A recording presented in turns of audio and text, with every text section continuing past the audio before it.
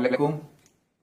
সকল রায়গঞ্জ লোকসভা এবং উত্তর দিনাজপুর সহ সারা পশ্চিমবাংলার সকলকে আজকে আমি ধন্যবাদ দিতে চাই, যারা আমাকে ভালোবাসেন, যারা চাইছিলেন কি আমি লোকসভায় প্রার্থী হিসাবে দাঁড়িয়ে ভারত রক্ষার যে রাহুল গান্ধীর নেতৃত্বে যে লড়াই আরম্ভ হয়েছে তার সৈনিক হিসাবে আমি যাতে কাজ করতে পারি, তার জন্যে আপনাদের আশীর্বাদ, আপনাদের দোয়া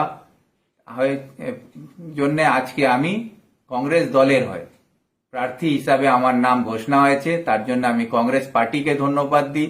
আমার জেলার সভাপতি মাননীয় মোহিত সেন গুপ্ত মহাশয়, ওনাকে ধন্যবাদ দিচ্ছি, ওনার সহযোগিতা, ওনার আশীর্বাদ এর জন্যে। আমাদের নেত্রী দীপা দাস মুন্সি এবং আমাদের প্রদেশ কংগ্রেস সভাপতি অধীর রঞ্জন চৌধুরী মহাশয়ের আপ্রাণ চেষ্টা আমাকে প্রার্থী করার জন্যে, ওনার আশীর্বাদ, ওনার সহযোগিতাতে আজকে আমি প্রার্থী হয়েছি। তার জন্য আমি আপনাদের সকলের কাছে আশীর্বাদ এবং দোয়ার কামনা করি।